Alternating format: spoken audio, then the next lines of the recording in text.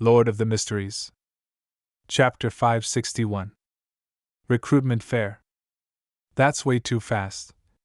Did it already circle the planet several times? Or maybe it's still there, but it's too fast for my vision to keep up. Klein's mouth twitched, deciding to wait a few seconds to see if the creature whose speed surpasses imagination would appear again. He wasn't worried that the summoned spirit world creature would harm the innocent, as one of the descriptions was of a friendly creature. Besides, as long as he forcefully ended the summoning and stopped the ritual, the creature would be immediately sent back to the spirit world, no matter where the creature whose speed surpasses imagination went. A few seconds later, Klein inhaled after failing to see any response from him waiting. He said with ancient Hermes, I end this summoning in my name. The chilling air around him instantly vanished as the swirling cold wind died down and the candle flames returned to their normal color. Klein stepped forward and extinguished the candle, intending to revise the last sentence and try again. As for the two phrases, the spirit that wanders about the unfounded, the friendly creature that can be subordinated, he had no intention of changing them. The first sentence was directed at the spirit world, and it could only be replaced with synonyms, so it didn't matter if he changed it or not. The second sentence was a prerequisite for Klein to ensure his own safety, otherwise it would have been a horror story instead of a hilarious one. I don't need to use surpasses imagination as an adjective, but others might not meet my needs. Perhaps I can change my train of thought. A messenger doesn't have to run that fast. A normal speed is fine. There are other ways to ensure safety. I just need to get malicious beings to ignore it and neglect it. I'll try a spirit world creature that's easily neglected. After 2 or 3 minutes of deliberation, Klein held a ritual again. When he was done with the preparations, he chanted a new incantation. I summon in my name the spirit that wanders about the unfounded, the friendly creature that can be subordinated, the being who is easily neglected. The interior of the warehouse became abnormally quiet. There was no wind, nor did it turn cold within the wall of spirituality.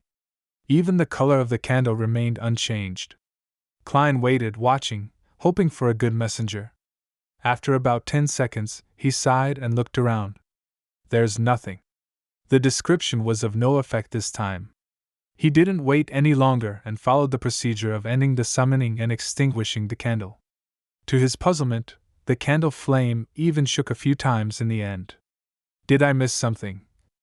Klein frowned, and then he relaxed, throwing the matter to the back of his mind. He reconsidered the question of how to modify the description and continued targeting the third sentence. I'll switch to another train of thought. If a messenger is especially good at enduring scuffles and has great survivability, it's still okay. No matter what, a messenger that can deliver the letter to the target is a good messenger. Klein pondered for a moment, then he held the summoning ritual for the third time. Amidst the fragrance of herbs and essential oils, and under the dim light of the candlelight, the shadows on his face started about as his mouth gaped open and closed. I summon in my name the spirit that wanders about the unfounded, the friendly creature that can be subordinated, an extraordinary creature who has extremely high survivability. The flame of the candle flared and stretched, illuminating the bright red interior of the altar. In Klein's spirit vision, white bones drilled out from the ground, overlapping to form what looked like a safe. I've finally summoned something I can see. Furthermore, it's a creature with extremely high survivability. It looks very much like a safe. Just one look is enough to tell that it's good at taking a beating. Klein breathed a sigh of relief and spoke in the ancient Hermes. Are you willing to be my messenger? The skeletal creature that looked like a safe quickly indicated its willingness. Then it wriggled the bones beneath it and crawled toward Klein slowly, very slowly. It took 10 seconds to crawl a centimeter. This is way too slow. Klein's smile froze on his face. Although messengers completed their mission by traveling through the spirit world, that didn't mean that they didn't need speed. Within the spirit world, distance and orientation were chaotic. The most important thing was to find and lock onto a location. As long as an accurate, clear, immediate coordinates were provided, such as the summoning ritual just now or a simplified ritual that involved blowing a whistle, then no matter where the messenger was in the spirit world, it would immediately appear within the altar. When the location wasn't that immediate and only had a contractual connection or a previous anchor point, the messenger needed to spend time to distinguish the location, roam the spirit world, and search for the target. This required a certain amount of speed. If it were to deliver the letter, the recipient might not even receive it by the time they die. Klein helplessly thought as he looked at the slowly crawling skeletal creature. He let the smile reappear on his face. After some careful consideration, I think it's best I don't trouble you. Thank you for your willingness. The creature made of illusory white bones stopped. Compared to before, it appeared as though it hadn't moved at all. Klein quickly cancelled the summoning and rubbed his forehead. He was a little depressed and had decided to abandon himself to despair.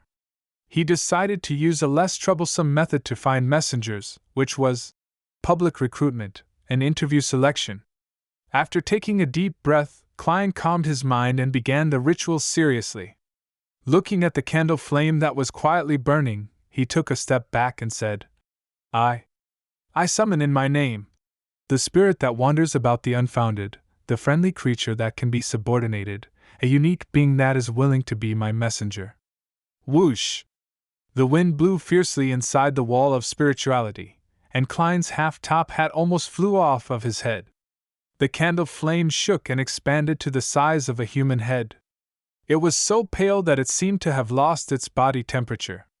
A translucent head slowly emerged, as if it had just broken through a thin membrane. Its hair was a light gold color and was smooth. Its eyes were blood red. And it had an imposing appearance. Looks a little familiar, Klein silently muttered. The head had fully shown itself, but what followed wasn't its neck, but an illusory hand that held the end of the head's hair. Behind the palm were complicated patterns, but the color of the cuffs was dark. The summoned spirit world creature appeared at an increasingly rapid speed, and soon, it was before Klein in its entirety. It was indeed a familiar person.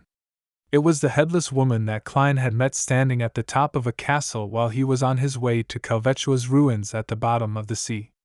She was no longer as large as a castle like she was before. She was now a tall, ordinary woman. Of course, there were still only cuts on her neck and 4 identical heads in her hands.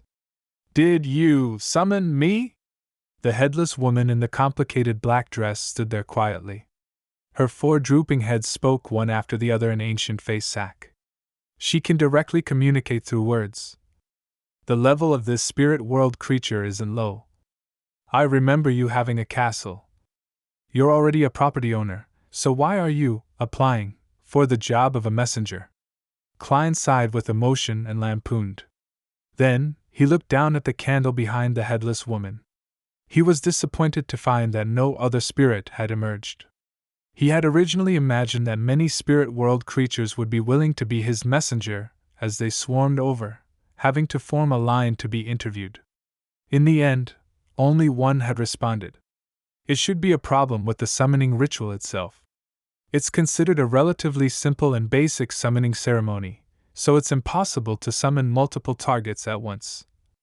Klein looked at the headless lady and solemnly nodded. Yes.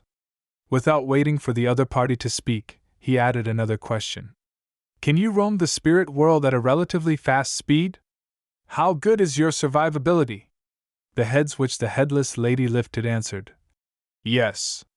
Not bad. As she spoke, she floated upwards and then quickly descended, displaying her speed. Phew. Klein decided to stop making attempts which led to unknown results. He asked in a serious manner, Are you willing to sign a contract and become my messenger? The headless woman's dress fluttered slightly, and her 4 heads with blonde hair and red eyes nodded at the same time. Yes. Every time, 1 gold coin. Ah? A gold coin for each letter sent?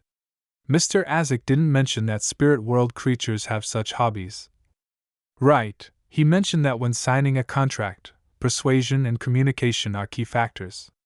Does this mean that this is a form of persuasion and communication? Klein was surprised and wanted to cancel the summoning immediately. Wait a minute, I might not need to be the one paying for it. Whoever summons the messenger pays for it. Maybe when our communication improves, there would be the option of paying on receipt. After some thought, Klein agreed to the other party's request. Okay. Let's sign the contract. He picked up a dark red, round fountain pen and yellowish-brown goatskin parchment that he had prepared earlier, and he quickly wrote down the contract in the language which could stir the forces of nature, ancient Hermes. The format and terms were described in detail in Isaac's letter. They were concise and to the point, and they contained clauses such as the messenger not being allowed to look at the letter, not discarding the letter, or endangering the life of the contractor. Of course, if the contents of the letter were related to the messenger had to be informed in advance. In addition to these, Klein added a clause to send 1 gold coin for each letter, specifying that it could be borne by the contractor or by the receiver of the letter. In order to ensure the effectiveness of the contract, the final part used the honorific name of the deity in charge of this domain. It was an undead contract, and normally it meant using Death's honorific name, but Death had long perished with no response from him. Hence, Isaac mentioned that it could be replaced by using the description of someone high in the undead domain or the underworld itself, but the binding force wasn't that strong. Without a doubt, Klein chose the underworld, which had a close relationship with the big shot. The home of all death, the hell hidden deep within the spirit world, the witness of the decay of all living things, one that solely belongs to the kingdom of death. After penning these 4 sentences, the yellowish-brown goatskin parchment began to burn with a green flame, illuminating the gloomy surroundings. After he was done with the text, Klein took out Isaac's copper whistle, placed it on the goatskin, and wrote his current name, Gehrman Sparrow. This didn't necessarily require a real name, because his aura would enter the contract. The name was only used for summoning, which was to say using the messenger that belongs to Gehrman Sparrow. Worked, but the contracted creature of Klein Moretti wouldn't. When Klein finished signing, the goatskin floated up, carrying Isaac's copper whistle and the dark red fountain pen, and flew to the headless lady. The headless lady held the head with golden hair and red eyes, let it bite down on the fountain pen and wrote her name. Rionette Tynker. The green flames quickly gathered together, wrapping around Isaac's copper whistle and the yellowish-brown goatskin parchment. A few seconds later, the goatskin was reduced to ash, and the copper whistle fell into the palm of Klein's hand. The headless woman, Rionette, collectively blinked with the eyes of her foreheads, and her body rapidly faded away into the pale candle flame. After the contract was made, Klein no longer needed to undo the summoning. He could do it with his own will. Phew, I finally have a messenger. The spirit that wanders about the unfounded, the friendly creature that can be subordinated, the messenger that belongs to Gehrman Sparrow. Well, when there's an opportunity, I'll get an artisan to create something like the copper whistle, so that I don't have to summon my messenger every time via ritual. Klein cleared up the mess in a rather good mood. Over the next few days, Byam gradually returned to normal, but Danitz still hadn't been able to receive any telegrams from Admiral of Blood's pirate crew. On Sunday morning, he flipped through the newspaper and suddenly lowered his voice as he said to Klein, "There's a Beyonder gathering tonight. Want to attend?"